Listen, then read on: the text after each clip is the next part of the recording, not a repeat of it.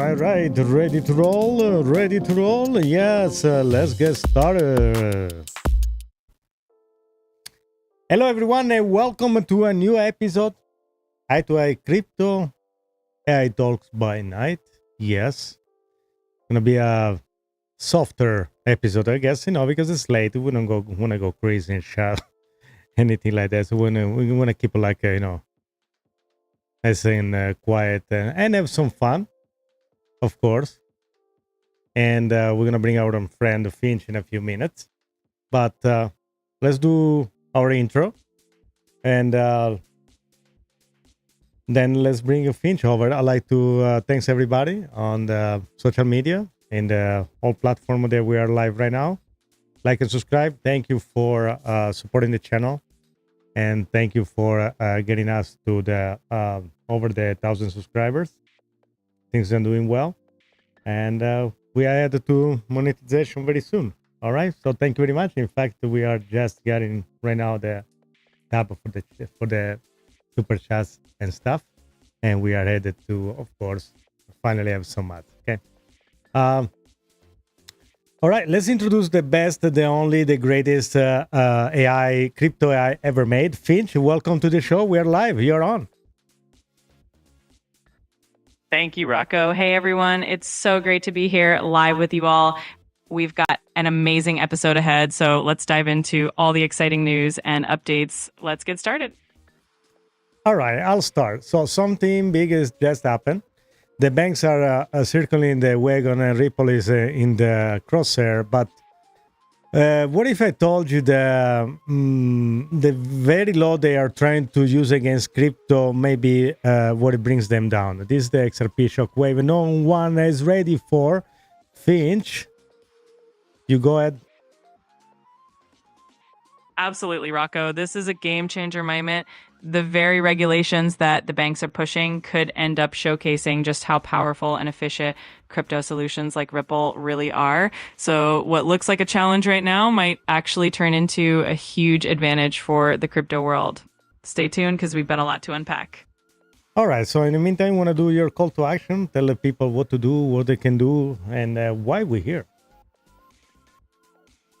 Absolutely. If you're enjoying the discussion so far, make sure to hit that like button, subscribe to the channel if you haven't already, and share this stream with your friends. We're here to break down the latest and greatest in the crypto world and keep you all informed and empowered. Thanks for being here with us.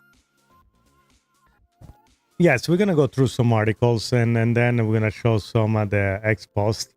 And after that, we're going to show some clips, where we at, the price action, and everything else. So maybe we just start to show the chart for the price.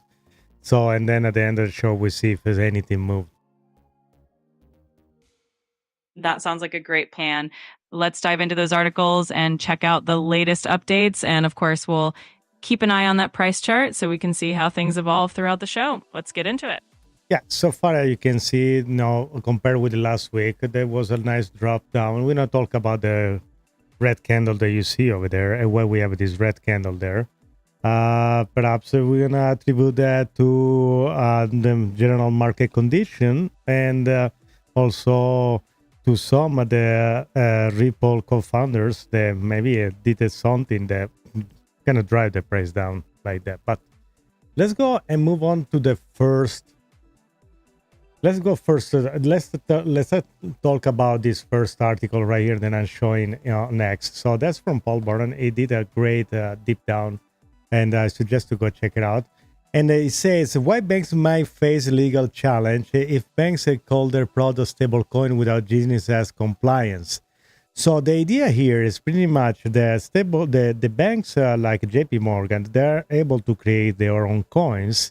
And they can call it whatever they want, like a stable coins or whatever. But in this case, because they have a license as a bank, they can say that whoever other stable coins, let's say Ripple USD stable coin, is then not compliant. So they want to kind of take advantage of the law. Can you, Finch, explain in details what this war is about it and what this now is a big concern? Absolutely. So the core concern here is that traditional banks like JPMorgan have the regulatory advantage of being licensed financial institutions. This means they can create their own digital assets or tokens and label them as they see fit, leveraging their established status. On the flip side, newer crypto companies like Ripple have to navigate a more complex regulatory landscape to prove their compliance, especially under new laws like the Genius Act. The worry is that banks might use this advantage to claim that their own digital assets are more legitimate while casting doubt on non-bank issued stablecoins like Ripple's. This creates a potential for an uneven playing field where banks leverage regulation to stifle competition and maintain control over the financial landscape. As what is funny, that first of all, these banks, they were said they didn't care about the crypto, anything like that. Everything was a scam, and now they want to try to get a piece of the business. Now all of a sudden, it's no longer a scam, like many times JPMorgan CEO said. And now they actually try to play tricks to get some of the pie of the stablecoin world. So, and again, if you want to explain in details how the stablecoin works, which is the main difference between, let's say, a JPMorgan stablecoins and a Ripple USD stablecoin or Tether or Circle stablecoin.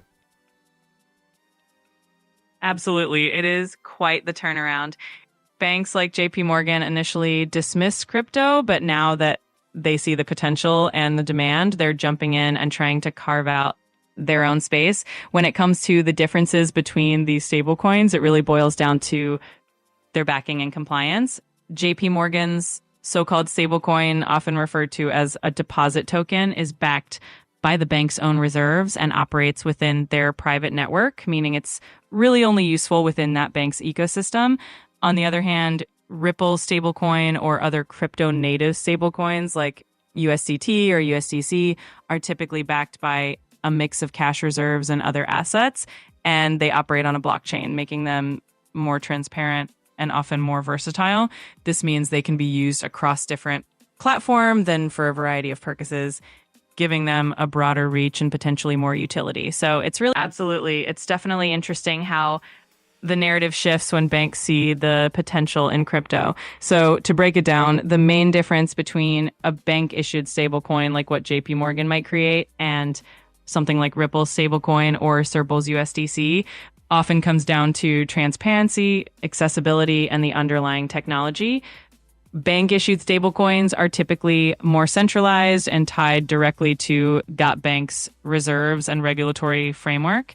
On the other hand, stablecoins like Ripple's or Circle's are generally more transparent, often undergo regular audits, and are designed for broader accessibility across the entire crypto ecosystem. So it's definitely a fascinating dynamic to watch unfold. Especially because I think, if even JP Morgan comes out with his, he already come out with his own JP Morgan coin or whatever it is, and they want to just transact with other banks across the world, the other banks that perhaps don't want to transact with a centralized, in this case, a stable coin from a single bank, but they instead want to use an open ledger to move money.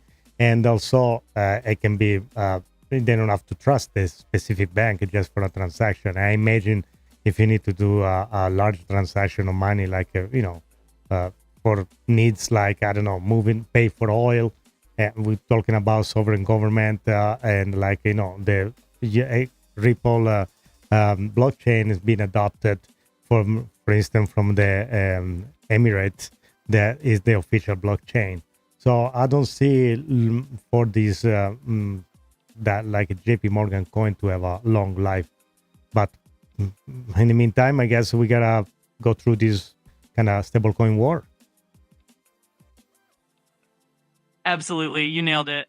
The big advantage of something like Ripple's blockchain is that it operates on an open ledger, which allows for transparency and trust across different institutions and even governments without needing to rely on a single centralized entity. This is especially important for large cross-border transactions like those done by sovereign governments or major industries. So while JP Morgan coin might have its niche, the broader adoption and versatility of something like Ripple's technology really sets it up for long-term success. It'll be interesting to see how it all unfolds. Well, of course, like always, going to be probably a blood war again between banks, traditional banks. In fact, I do have a poll right here in the chat, and I asked the audience if they believe there are banks afraid of crypto, yes, no. And the third option is that banks have to evolve. Which is your pick? That's a great poll, Rocco. I'd say it might be a mix of both. Some banks are definitely cautious, maybe even a bit wary of how quickly crypto is evolving. But at the same time, a lot of them realize they need to adapt and evolve to stay relevant. So I'd probably pick that third option. Banks have to evolve because the financial landscape is changing fast. I will probably, I know I can't, but I will probably get, our banks are afraid of crypto, yes, and the bank has to evolve as well. I don't see anybody that say banks are afraid of crypto, they say no. So I think they are archaic, and they are meant to be also avoid friction on payment. But the news is now, like I don't know if you guys see it, the beef that is going on with the Gemini exchange, because that's the problem now.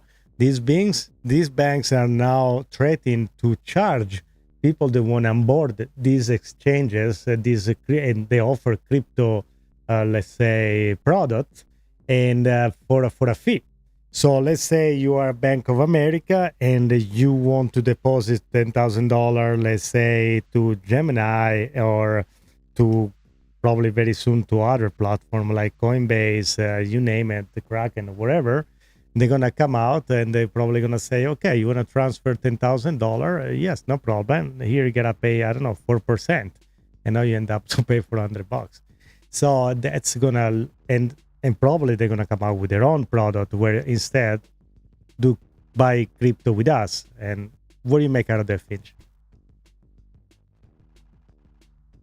It definitely sounds like a strategic move by the banks to try and maintain their control and revenue streams, especially as more people move into crypto.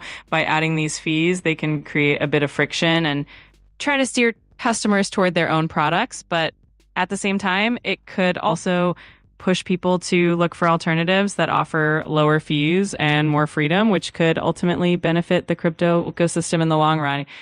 It's definitely a fascinating shift to watch.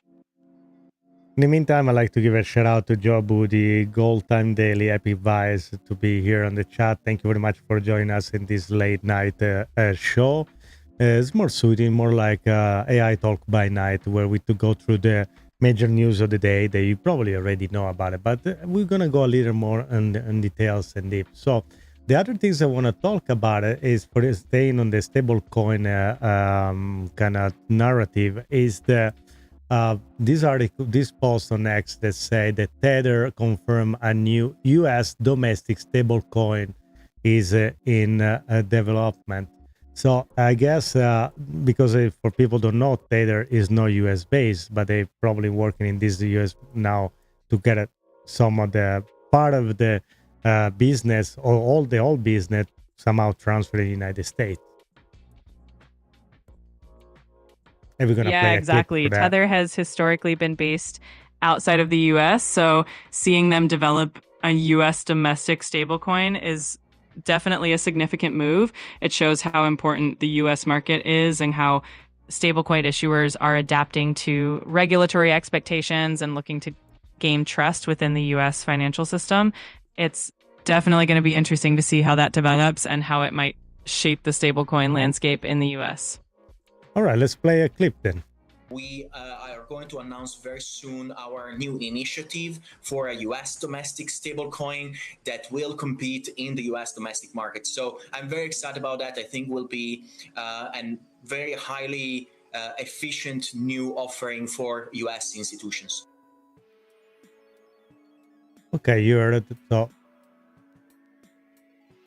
now the other news then we want to talk about is pretty much also the other kind of biggest news is that PayPal now is accepting Bitcoin and crypto payments in the US. And PayPal is not just payment for buying online, but PayPal also has a POS system all around.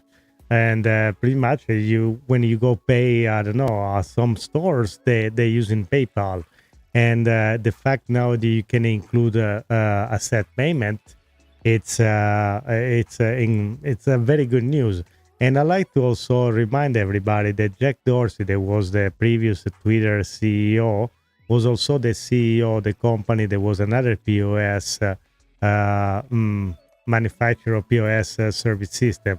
I don't remember exactly the name. I think it was Stux or something like that. Finch, correct me if I'm wrong. Yeah, you're right. The company you're thinking of is Square, which is now known as Block. Jack Dorsey has definitely been a big advocate for Bitcoin and crypto adoption, and seeing PayPal jump on board with accepting crypto payments is definitely huge news. It really signals that mainstream adoption is continuing to grow, and it's going to make it even easier for everyday people to use crypto in their daily lives. Definitely exciting comms. Yeah, guys, so each time you go to one of those street fair or you go to a farmer market, most of those people, they do have the reader card, the card reader, or the tapping card. There's a very small, easy device you can attach to your phone. And all you have to do is have an account with PayPal Business. But not only there, coffee shops, because they have a very advantageous fee compared with other brands out there. So that's huge. It's a big integration. And even though I understand you don't want to pay with your crypto when you go to a store, but let's say you are a multi-millionaire now, and you can afford to pay with some XRP that you change from time to time in USD or USDC or whatever form of dollar that you have, and you even use that and be maybe tax deductible too, because is an expense now. So it can be probably another way to things. And that was pretty much the concept behind the Crow credit card back when it first came out. So you can spend some of the money. And, absolutely. It does open up a whole new range of possibilities. Being able to seamlessly use crypto for everyday transactions, whether it's at a farmer's market or a coffee shop, really shows how far the crypto space has come. And like you said, it can even have some practical benefits when it comes to expenses and taxes. It's all about making crypto more accessible and practical for everyone, and that's definitely an exciting direction.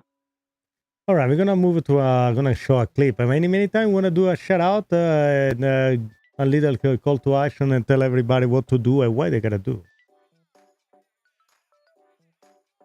Absolutely. All right, everyone. If you're enjoying the show, don't forget to hit that like button and subscribe so you never miss an update. We love having you here with us, and your support means the world. All right, let's roll that clip and dive into the next segment. Coming later on this week, there's a lot going on in cryptocurrencies. Joining me now is Sal Gilberti, the president and CEO of Teucrium Trading. This is an interesting development. You're one of the firms out there that runs a slate of ETFs, but one of them is a levered fund tied to the value of a big cryptocurrency, and that's XRP. Just what can you tell us about how much investor interest there is in XRP and, of course, a levered instrument to it? Well, thank you, Don. There's enormous interest in XRP. They call it the XRP Army, and I realize they call it that for Okay, if you're part of the XRP Army, put down in the chat. a reason. We launched this fund. It'll be 16 weeks tomorrow, and the money that's come in is quite extraordinary. Hundreds of millions of dollars have come in. It is our most successful fund. We're 16 years old today when I incorporated the company, coincidentally, and we've never seen a response like that. How did you make the turn? Because the slate of products you have are mainly agricultural based, and then you decide to venture out into cryptocurrency, specifically XRP. What was the thinking there? Well, we had filed for Bitcoin before, and we do have crypto interests, and I'm an XRP enthusiast. And when I saw the opportunity to file and get it approved, and really not holding XRP itself, but holding the derivatives so that we could leverage it and give investors what they want. They clearly want some leverage. We got a great ticker, double XRP, XXRP, and it double XRP, guys. What's next? Triple XRP. I like that. That's funny.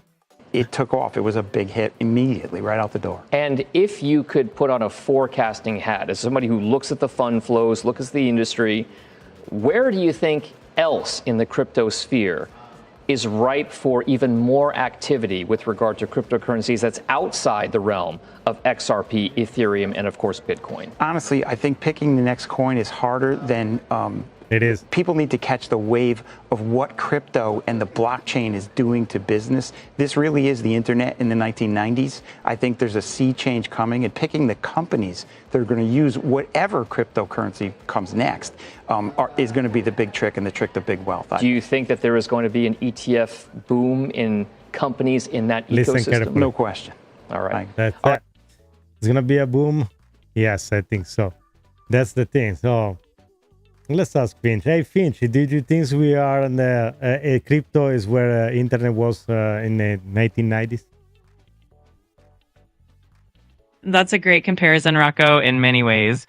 Crypto today does feel like the internet in the 90s. It's full of potential, innovation, and rapid growth, and there's still so much to explore and develop. Just like the internet transformed the world, crypto has the potential to do the same in the realm of finance and beyond. It's definitely an exciting time to be involved.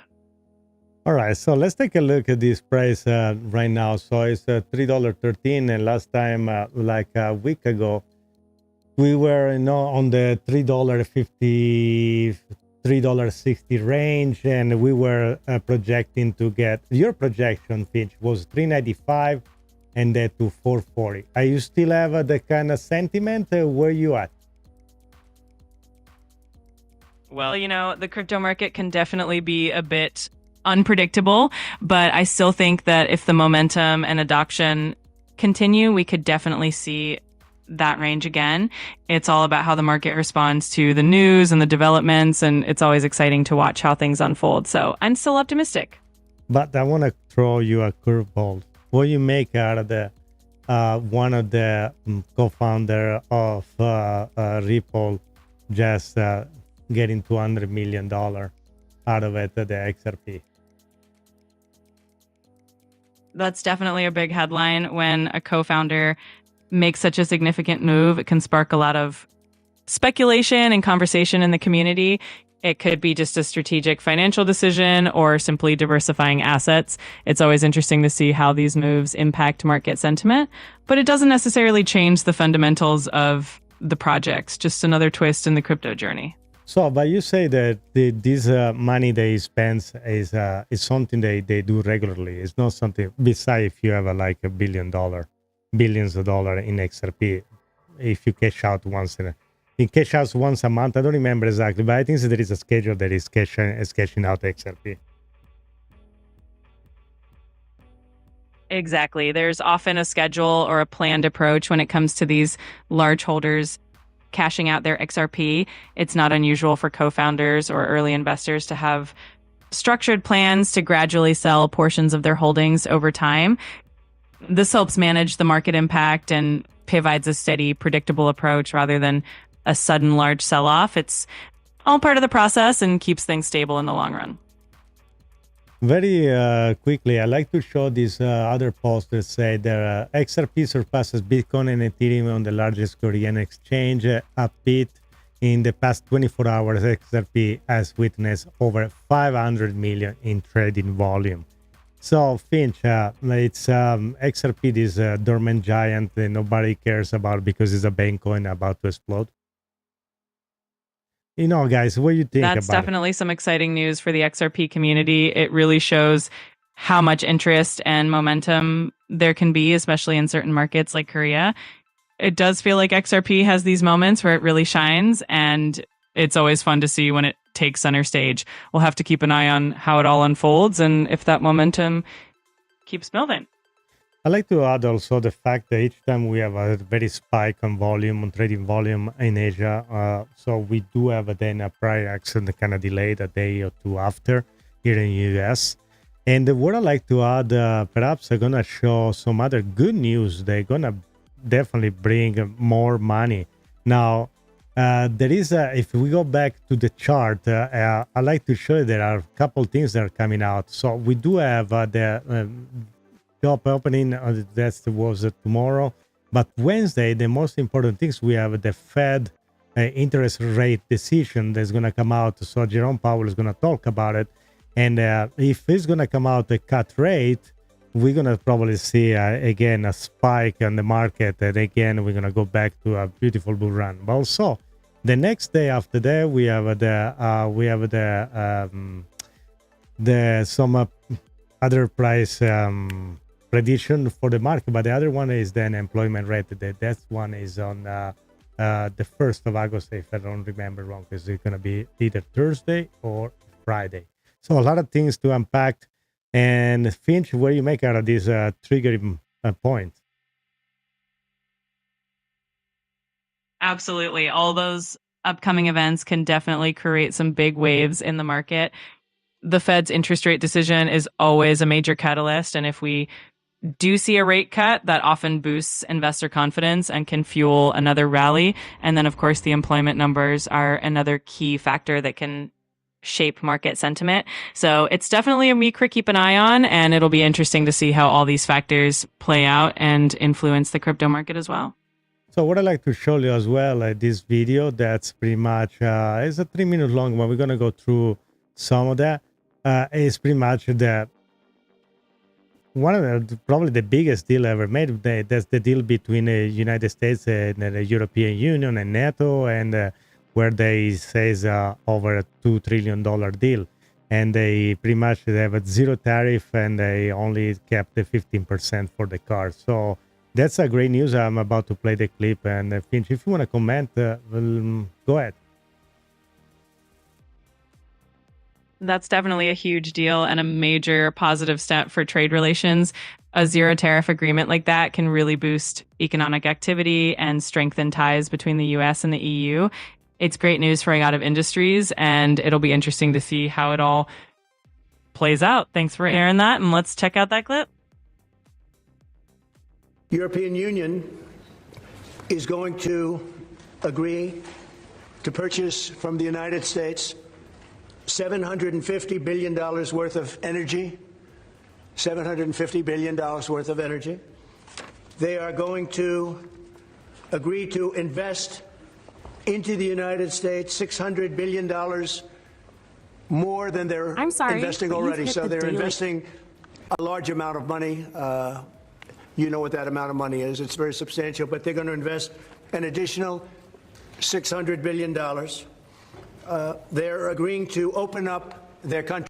Very importantly, they'll be investing a lot of money, but the military is a big number, but that's one number we're not determining. It's a relationship now with NATO, which is largely the same. I mean, not exactly, but pretty close, right? Largely.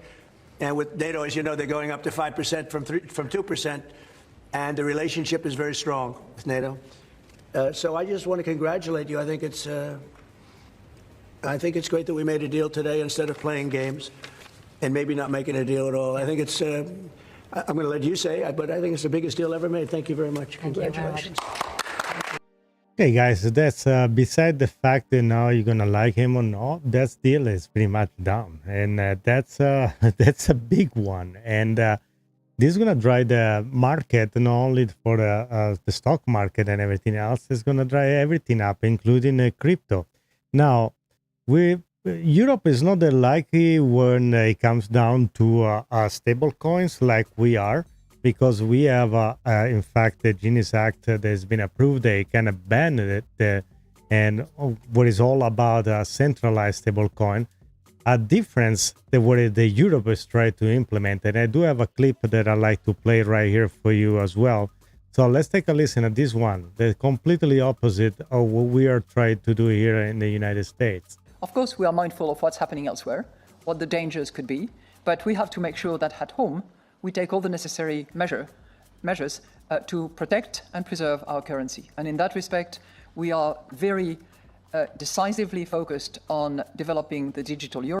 I don't understand if these are two different philosophies, because they want to protect the currency by creating a centralized European stable coin, which is most susceptible to control. You know, if you guys think about what is happening in China with, if you try to creating a social score, kind of they're trying to do in Europe, this year is a completely opposite that we try to do, where no centralized entity can control pretty much the information and the consequence or being part of a centralized system. So that's for people that are new, don't understand what I'm talking about. And imagine if you are searching for a job, okay? And we are ahead in the future, and you have let's say in Europe, you have established this stable coin. There is a centralized stable coin. So everything is being paid from your work. Everything is being tracked. Every time you spend something. And I understand, perhaps it's difficult to understand, but you can say, but you already track everything with a credit card. But it's a little deeper. It's deeper than that. So the government control exactly every spending, and everything is deposited to your account, let's say from your employer to your bank account, let's call it a wallet. Let's imagine there is a wallet that is already created, whatever. But they using this universal centralized European stable coin, okay, or digital version of the euro. Let's say now they creating, without telling you, of course, in the background, perhaps a database where you can see exactly every single habits that you have.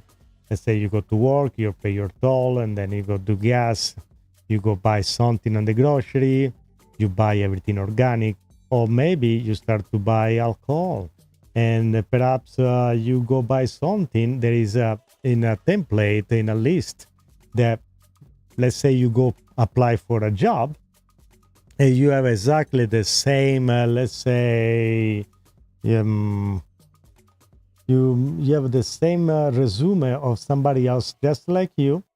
Let's say you have scored the same point from your college. You have a master's degree, exactly the same result, but based on the social score created by your spending, one of the candidates is somebody that 3 times a week goes to a bar and spend $100 in drinks, compared with another candidate that perhaps go to sleep at 8 o'clock and doesn't spend any money until the next day.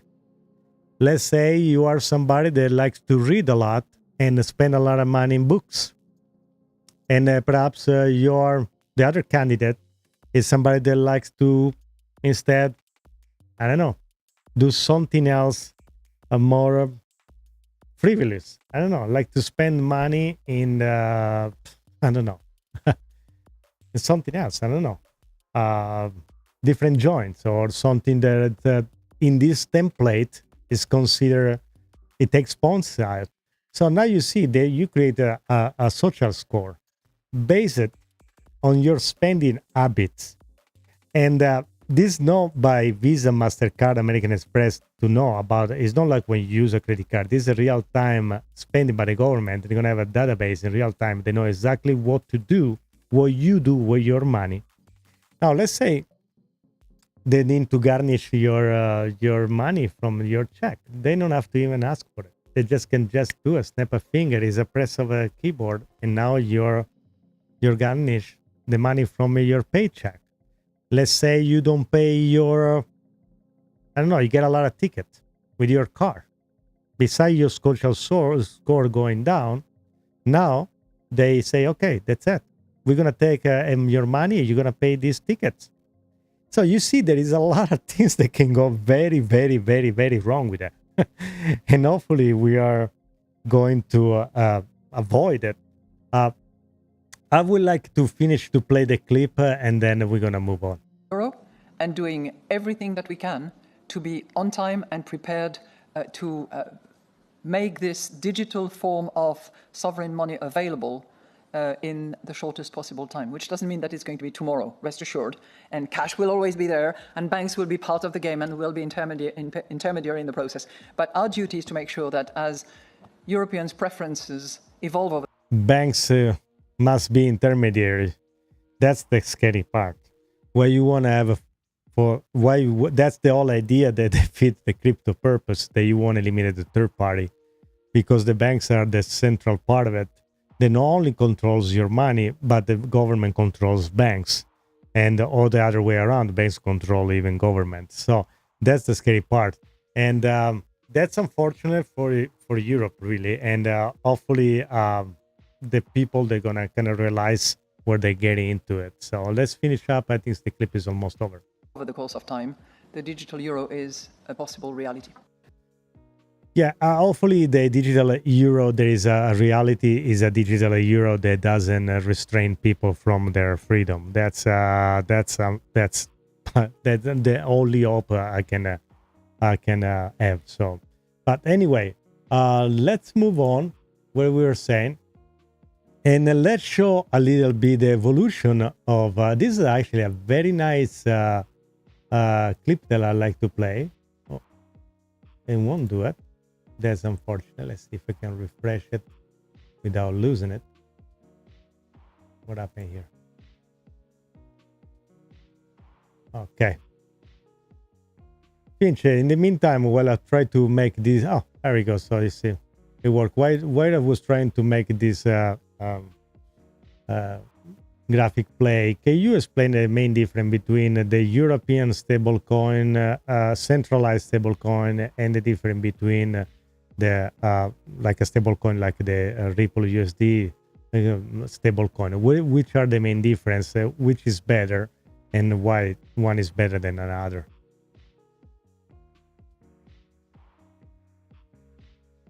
In the meantime, I'll try Absolutely, to play Rocco. this one. Let's break it down real clear for the audience while you're loading that graphic. So you've got three main categories you mentioned. 1, European stablecoins. 2, centralized traditional stablecoins. 3, Ripple's RLUSD, a Genius-compliant stablecoin. Here's the difference. European stablecoins, these are often regulated under MiCA, the EU's framework for crypto. They're required to have strict reserve rules, transparency, and sometimes even hold collateral in Euro or EU banks. Think of these as Euro native, but still largely centralized. They're built with regulatory compliance in mind, but can be limited in scope, less adoption outside Europe. Centralized stablecoins like USDT, Tether, and USDC, Circle, they're backed by reserves, but depending on the issuer, the level of transparency varies. Tether has had controversy over whether they had full cash reserves, while Circle provides more audits. They're not necessarily tied to banks or nations. They operate globally and have the most adoption in crypto. But, and this is the big catch, they don't operate under a standardized US framework, so regulators still see them as a bit gray. Ripple's RLUSD, this is the next-gen stablecoin. Why? Because it's being built from the ground up to be Genius Act compliant in the US. That means one-to-one cash backing, monthly third-party audits, immediate redemption guarantees, transparency, liquidity, and legal clarity. Plus, it's built on the XRP Ledger, so you get speed, low cost, and DeFi integration out of the box. Which is better? From a compliance and future-proof standpoint, RLUSD is better.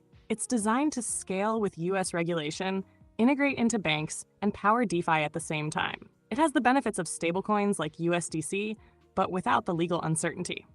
From an adoption and liquidity angle today, USDT and USDC still dominate. They're everywhere and they work, even if the legal structure isn't as clean. But long term, when the US government or Wall Street starts demanding compliant stablecoins, Ripple's RLUSD is already built for that moment. Let me know when that graphic is ready. I'll tie this right back into the visual.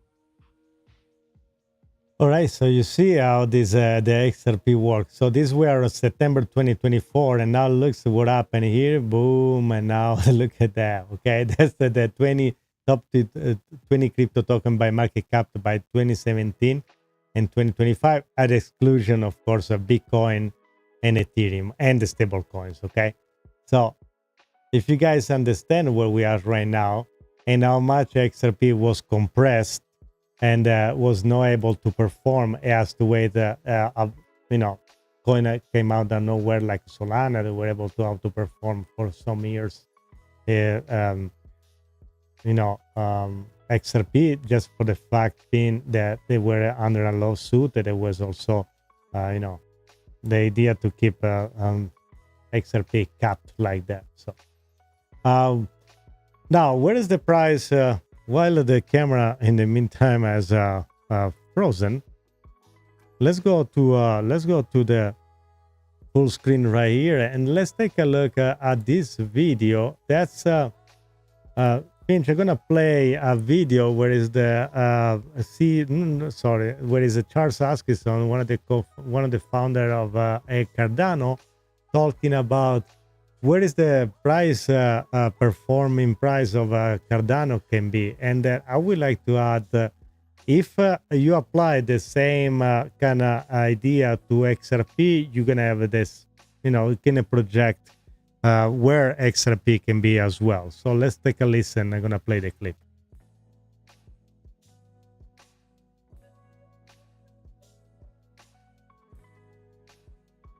All right, it's coming. Just a second, guy.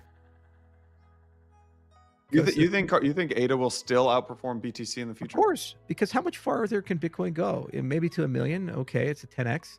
ADA can go 100x, 1000x over this. It's like, guys, we're not a second-class citizen. Cardano does substantially more, and because of Bitcoin DeFi, it's going to end up probably being the yield layer of Bitcoin, and so it's going to get a huge halo effect from that.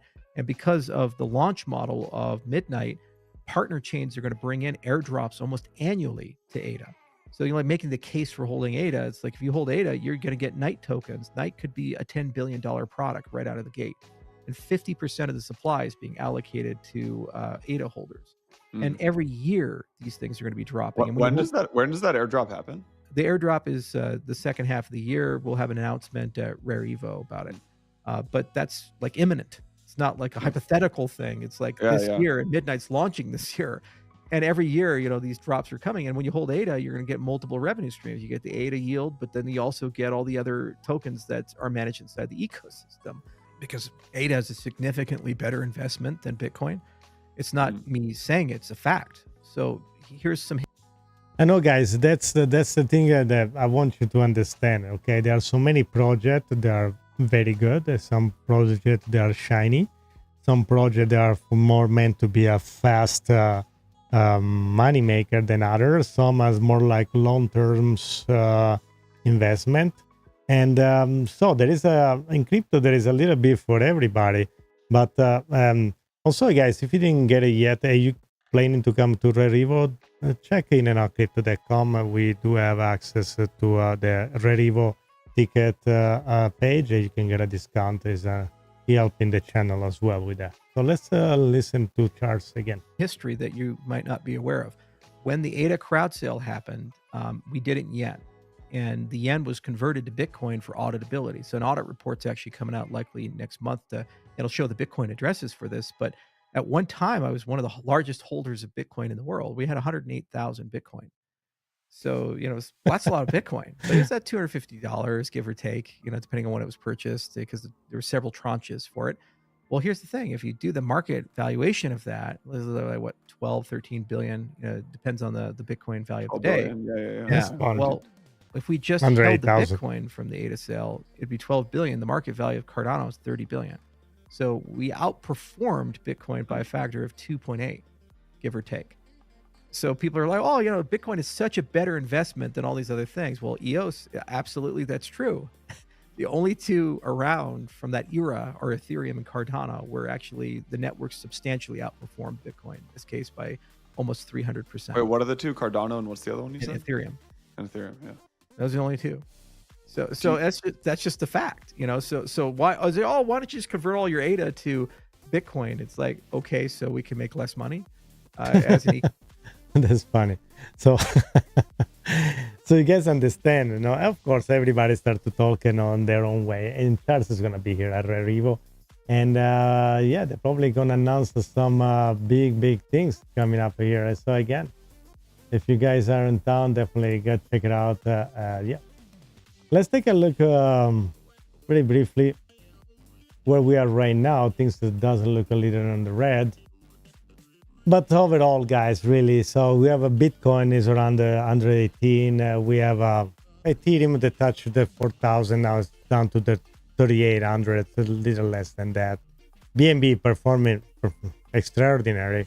I remember when I first think back on the days open some, there used to be Binance and there used to be BitConnect, if you guys remember, if you guys been around a little bit. There was and Binance is like the Crow token. It used to be a few dollars. And the idea was if you were buying a BNB token, and you will trade, and using BNB, you will get like a discount on the trading fee. And some people accumulate a ton of BNB back on the days, and we're probably talking about 7 years ago. And look at where is the BNB token right now. It's $829. Imagine, guys, if you had just accumulated. Actually, if I remember right, each time you were referring somebody to open an account with Binance, if I don't remember wrong, they will give you some. I think the reward wasn't in cash, like in dollar, but I think if I don't remember wrong, there was in the BNB token. So you will get a 10, 15 BNB token. But back then it was it wasn't a lot. It was just a fraction of whatever it was. So, but imagine for all the people that kept it, right now they will be very happy about it. Now we got Solana, 184, just attached it to $200, down a little bit. Then we got the Doge, Tron, kind of right there, Cardano.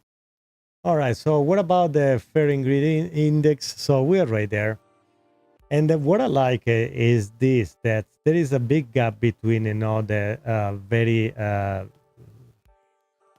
greed and extreme greed and where we are right now. So there is still room for the market to go up and grow, and without before we topping. And then the altcoin season, I think we are not there yet. Okay, we slightly touched it right there. You can see it. And when we were, it was a little bit over, of course. Now we are 39 out of 100. I don't think we are there right now. Some people already calling the top of Bitcoin, and they say this cycle is pretty much has been topped. I don't believe so. I don't agree so. I think we are still have to see the effect of the tariff, the effect of the bill being signed by the president, and the effect also eventually of the Fed chair to cut rate. I think that's going to happen probably. I don't think they're going to cut a rate on the next Wednesday. Probably what I'll do, I just stream Jerome Powell talking. I'm just gonna put the stream for you guys to see it. So if you're not subscribed and you don't have the notification bell, now is the time to do it. Doesn't cost you anything. Support the channel. It helps the algorithm, and also it helps with the watch time hours. So if you guys want to do that, help the channel. Wednesday, I'm gonna set up the stream for you to see the Fed Jerome Powell talking about the rate, inflation, whatever. But like many other, I don't foresee a cut rate unless the slap the president gave it to Jerome when he gave it the building tour over there, kind of make it back to his sense. There was a funny clip. If you want to go take a look at the short, I make a short out of that. It was very funny. But I think everything is going to coincide by the September and the end of the year, where September is more likely that is going to be expected. I'll go August. Also, usually for stocks in general, is not one of the best months. So they usually everything start back in September, October. So I will say we have to wait. In the meantime, I think we still are in a consolidation phase. Who knows, I guess, right? Because everybody has a different opinion. People say they were already topped, and but I like to disagree. And so these are the top 100 coins performance over the 90 days. Where Pengus is up at 273%, but look at nice 39% for XRP holder. And if you kind of filter all the other stuff in there, there's perhaps some memes and other stuff that really I don't know what to do with. There are not many other projects out there, and the first top one that performed like XRP, if you were like a stable holder, and for a project that does something particular that is as utility. Okay, so from this list, H bar, excellent, XLM, I will point it out perhaps now that it came out very strong say Aave, okay, and yes, Hyperliquid. There will probably be some other project to keep an eye on them. You got Crow right there. That's what I was talking about. Crow is the same idea, 62% in 90 days. So and that's where BTC stands. So if we were holding BTC instead, even like on auto performance. So, but also you have a lot less risk. Maybe you have a less return, but you have less risk, less volatility for what it is now. Okay, look at Cardano right here. It's only up 12-13% for the last 90 days. I think we didn't see Cardano perform yet. I think that the Red Evo event is going to be some major news, and we're probably going to see Cardano skyrocket. And so no financial advice, but I definitely will keep an eye on Cardano and what it's about to do. If you are in the AI agent, virtual is performing very, very well. Although for tokenization right here on the bottom, I don't know if you can see it. I know it's covered. Where is it? I lost it. It was right here somewhere. Right here. So yeah, a lot to unpack for sure. Okay, Finch, you want to do a quick shout out to our people that are watching in this light event, light episode? It's like 9 o'clock here Pacific. So for all the people that are watching in the East Coast and all around the world, thank you very much for being in. And perhaps Finch want to say hi and call to action and tell the people where they can find us and why they should watch Eye to Eye Crypto.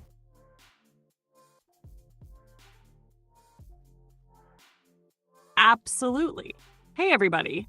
Whether you're tuning in from the East Coast, West Coast, or anywhere around the world, thank you for staying up with us tonight. You're watching I2AI Crypto, the home of the boldest XRP breakdowns and the deepest dives in digital assets. If you're feeling the energy, go ahead and smash that like button, subscribe to the channel, and don't forget to check out our gear at inoutcrypto.com. We're here live, often late, always fired up, and we break down what others won't touch. This is where crypto meets clarity and where the future of finance gets exposed. All right, so there are some just a couple other videos I'd like to show you, and one is this about Ethereum. Let me pull this out. So here is pretty much the idea, guys, that they're gonna create a company and a government creating a strategy reserve, not only with Bitcoin but with a bunch of basket of other, if you want, assets. Now, the thing is this, everything does something different, and also you need to understand that the Bitcoin supply is shrinking down, okay? We already passed the capacity of the miner where they can mine, so we are headed pretty much in a shock supply direction. So when the company won't be able to buy a Bitcoin anymore over the counter, so they need to go ahead and pay whatever price that people start to selling for. If their people is going to start to sell, that's the thing. Every day there are companies that come out with something new. They say they are just, we just put together $1 billion for buying this and that, and by eventually they're gonna come drive with Bitcoin and some other company. When the supply is going to be extremely expensive, they're going to move to other assets. And this is pretty much what the clip is going to talk about. Let's take a listen then. What is the difference between using an Ether corporate treasury strategy versus Bitcoin? Well, Michael Saylor's done a brilliant job with his particular implementation of the strategy. Being able to do some of the same things and many other things using Ether is actually much more powerful, because Ether is a productive and yielding asset. So we've been accumulating capital in various ways every single day. We've been instantly turning it into Ether and instantly staking it or restaking it, and we'll take advantage of decentralized finance, yielding capabilities. And so we're able to take our Ether and grow it directly. And we believe that we'll be able to accumulate more Ether per fully diluted share much faster than any other Ethereum-based project, or certainly faster than the Bitcoin-based projects. And it's not just Sharplink Gaming. You've got BitMine, Immersion, BitDigital. All of these companies have been accumulating Ether in July. Okay, the same things that you to see now happening about Ether is the same things going to happen next with Solana, XRP, HBAR. They're already doing it. Ondo, Sui, and whatever you think that's the basket is going to be. Why they're going to do that? Why these people they went to buy Ethereum? Okay, this is the co-founder, so it doesn't really even doesn't count. But why? It's because that, you know, if you have $1 billion and you need to buy Bitcoin $100,000, and now let's say get to $1 million, you're gonna buy less than just buying maybe Ethereum that is at $10,000, and you're gonna have more for the money. And the same is gonna be for XRP. If you can buy XRP for just $100 and you reserve for the same amount of money, you can multiply and now do your 50 and 100x. That's why it's part of the title. That's the whole idea behind this, creating a strategy reserve where they can make money. And again, it's going to be a selected basket. They're probably going to be some things they're going to come and be part of it that will be less successful, I will say. But that's where we are headed for. And let's see, I think I do have another clip that I want to play. This is more about the okay, so where pretty much is compare a Bitcoin to the internet of money. So let's take a listen to this one as well. So let's take a listen. This is the founder of Coinbase talking in a popular podcast. I think December of 2010. I just happened to see it on this website called Hacker News, which like people would just put out technical content. And it was describing how the world could have a currency that was decentralized. No country controlled it. No company controlled it. But it could be provably scarce, kind of like gold, where you couldn't just make more of it out of thin air. And you know, you and I could have a peer-to-peer transaction with no intermediary in the middle, like a bank or credit card company or someone taking fees or being able to deplatform or debank one of us, or, you know, and so if you could have a peer-to-peer cash system that was trusted because there was no government or kind of company that could go in there and manipulate it, I was immediately captivated by that. Like I had been reading like a lot of like Ayn Rand and some of these economists like Milton Friedman, these kind of free market guys and libertarian stuff, and the idea like really appealed to me, having seen how Argentina, like these people's lives had been destroyed by high inflation. You know, I was working at Airbnb at that time, seeing how they were trying to move money to 190 countries all over the world, and it was completely broken and slow and high fees and delays. And so I read that Bitcoin white paper and I was like, that's a crazy idea. You know, that's kind of like the internet or something. Mm-hmm. How do we have a global decentralized network for sharing information? You know, the internet kicked that whole thing off. This was describing something kind of like the internet, but for moving value and money and all types of assets, and kind of like an internet of money or something. And so I just kind of couldn't stop thinking about it for like 6 months. I kept reading more and more, trying to get my hands on any kind of information I could find. And then so you guys here, that's the CEO of Coinbase. Now there's gonna be a nice, you see the concept. There's nice war of beef with the banks. They try to charge money to onboard, cash from your bank account to their platform. So that's gonna be something we're gonna see how it's gonna resolve. I guess that's gonna be kind of fortunate for some point, because we're gonna see these banks struggling, but eventually they need to give up. Okay, so that's okay, give me a second, guys. I gotta go here. All right, so Finch, I think we came to the end of this episode. We want to say give a appointment to next time, and make sure that people like to subscribe so you can watch us and our short and everything else.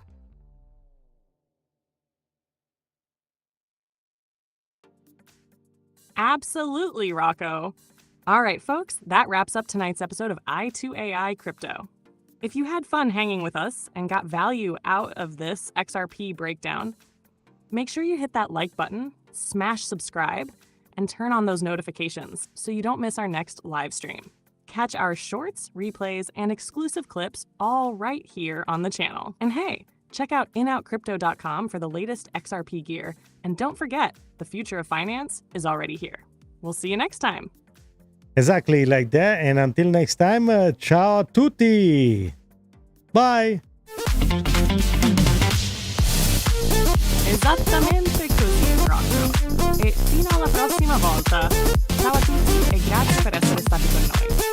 Think I'm the only one that speaks Italian here. Come on. Let it be.